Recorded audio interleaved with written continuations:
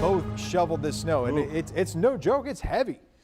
It is. It's a heavy wet snow. Unfortunately, you got that sticking to the trees, the power lines, and you've got the wind gusts. That's another part of the story up near hurricane force winds that'll start to buffet and just land-based coastal New England today. So that'll be a developing story.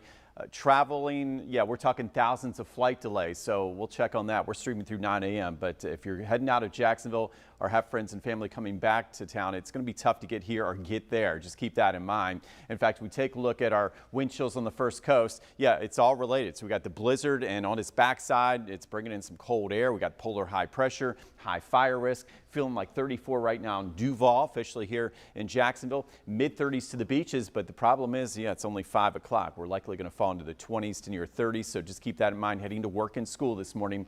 It's a cold one with a cold weather advisory. In fact, we look at our weather headlines. Yeah, high fire risk, cold weather, and we're talking about wind chills in the 20s this morning. Freeze is likely through Wednesday morning. I think tonight is the coldest night of the bunch. Red flag warnings kick in this afternoon. That means a high fire danger. And like yesterday in Charlton County, heed all warnings. Be prepared to move if need be. Unfortunately, we could see some more wildfires spark this afternoon. We take a look at our cold weather alerts. Well, they go all the way to Naples this morning. Cold weather advisories, freeze warnings inland. In fact, some spots toward Folkestone and Waycross back into the upper 20s to low 30s by morning, and that's not including the wind chill. Here's that blizzard Brody was alluding to, and you can see just a very heavy snow event. This low pressure here, just what we call bombogenesis, really bombing out off the coast here, and unfortunately we're talking snow rates of 2 to 3 inches per hour. And look what it's doing. So you got the big powerful storm of the northeast bringing the blizzard.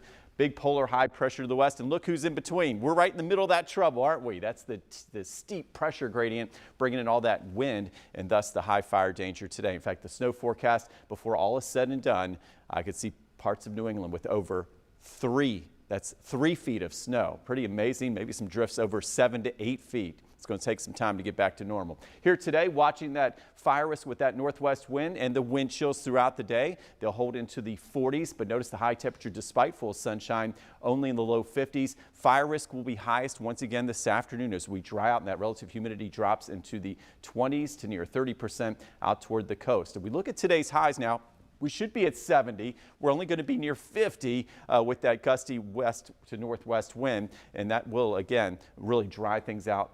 And unfortunately, that extreme drought continues, bringing in that big risk. Tonight, there'll be the coldest night. In fact, we got freeze warnings all the way to the beach. And notice that kicks in at midnight to about 9 a.m. So if you're at the beaches, I do think temperatures could be right around freezing. And then we're talking about only mid to upper 20s inland toward Folkestone and Waycross. So our big 7-day forecast, there's lots of hope on the horizon. Okay, we're getting you ready for March here on GMJ this morning, and it's going to warm up. There we go. We go from 50s to start the week. There's that low of 29 Jacksonville to near 80 by Thursday. So look at this, even some needed rain there, Crystal, as we go into Friday to the first part of the weekend. So